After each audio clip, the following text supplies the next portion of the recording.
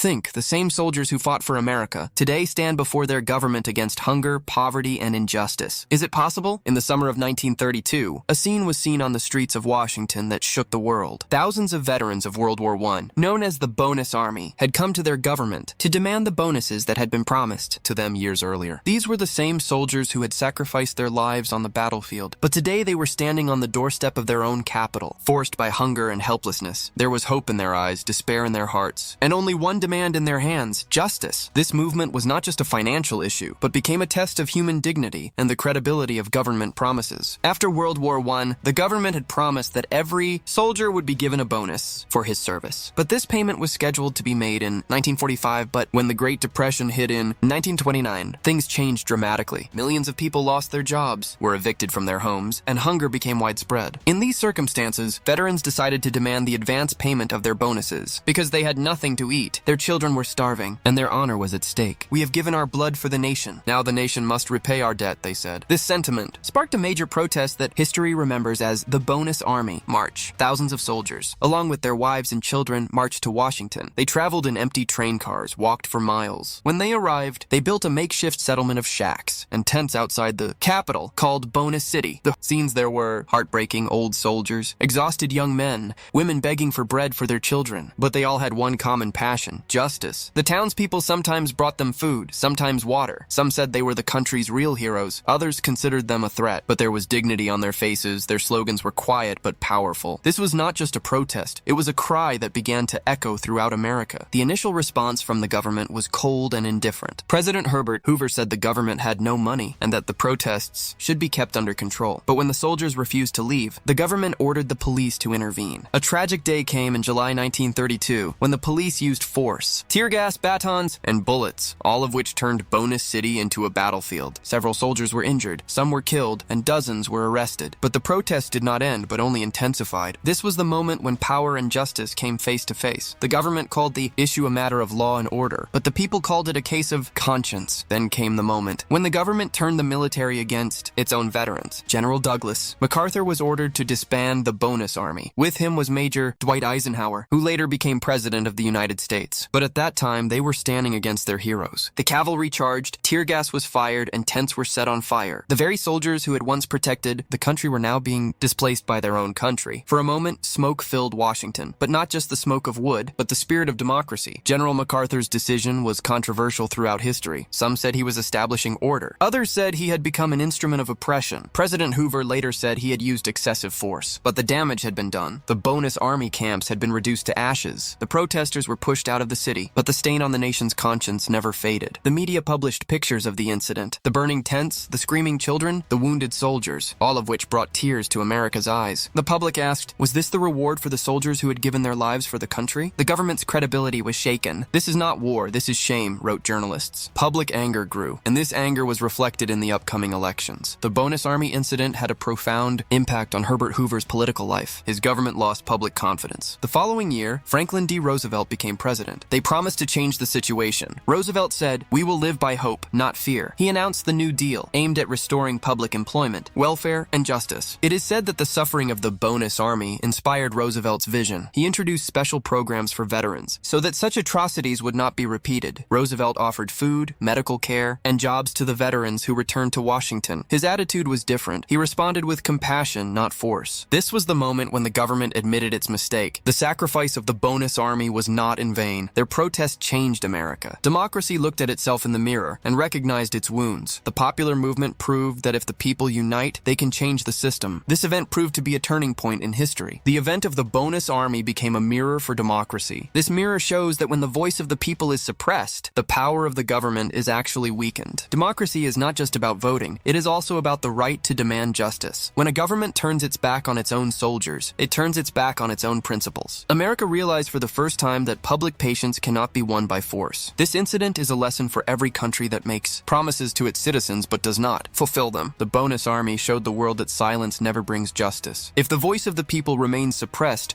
one day it returns as thunder, and that thunder changes history. If we want to understand this incident, we have to look at the economic conditions of the 1930s. The Great Depression had broken every class. Banks were closing, industries were destroyed. Millions of people lost their jobs. Hunger, famine, and unrest were common on the streets. In such a situation, the soldiers soldiers, who were once the pride of the nation, were now at the mercy of the same nation. For them, bonuses were not just a question of money, but of honor. This was the time when the people realized that the government only made promises, not fulfilled them. This feeling gave rise to the protest. This protest was actually a cry of survival, where man goes to the extreme for his dignity. That clash in the streets of Washington was actually a fight between power and humanity. On one side was the government's order, on the other, the soldiers' faith. Some soldiers did not stop because they had the order, and some were heartbroken because their brothers were standing in front of them. Such scenes are rare in military history. A young soldier later said, "I fired at the enemy, but today I shed tears for my father." This one sentence captures the whole incident. When the system becomes so insensitive that even a sense of guilt becomes a crime, power defeated the protesters, but humanity exposed power. At that moment, history pronounced its verdict. Power is temporary, but character is eternal. This was the day when man proved to be greater than order, and the spirit of democracy was wounded. The Bonus Army protest was not limited to America. The news spread around the world. Newspapers in Europe, Asia, and Africa published comments on it. People were surprised that the world's largest democracy was using force on its own soldiers. A British newspaper wrote, "If this is democracy, what would dictatorship be like?" This sentence was a stinging satire for America. America's reputation was damaged internationally. Some countries saw it as a sign of internal weakness. The incident became an international lesson that if governments forget their heroes, they lose their moral strength. This protest left a crack in the foundations of democracy, and this crack made future leaders cautious. After the Bonus Army, the American people began to awaken. They understood that questioning the government was not a crime, but a responsibility. Workers, farmers, and ordinary citizens began to come closer to each other. This was the period when the path to reforms like the New Deal was paved. Roosevelt told the people, "We are all in this together." This phrase was not just politics, it was a promise. The people realized that change was possible by raising their voices. This awareness later became the basis of labor movements and civil rights. The Bonus Army woke up a nation. They taught that patience should not be indifference. Democracy does not work only by voting, but is strengthened by speaking out. And it was recorded forever in history that protest is not a weakness, but a strength of democracy. Years later, in 1936, the government finally paid the veterans their bonus. It was the moment that had been awaited for more than a decade. Congress passed the law and the checks were distributed. Many veterans did not live to see it, but those who saw it had tears of joy in their eyes. One veteran said, "We did not give up. Time won us over." This phrase summed up the entire movement. Justice was delayed, but it was received. This incident is a reminder that the struggle for justice is never in vain. What the Bonus Army sowed, later generations reaped. It was a testament to their patience, courage, and faith. It was a moral victory for these soldiers who woke the world up to their honor. After the Bonus Army, the relationship between the government and the people began to change. Now politicians began to take public pressure seriously. Public opinion had become powerful through the media. The public voice began to resonate in newspapers, radio, and assemblies. This was a new wave of democracy. Roosevelt tried to give the government a human face. He said, "Our strength is in our people, not in our guns." This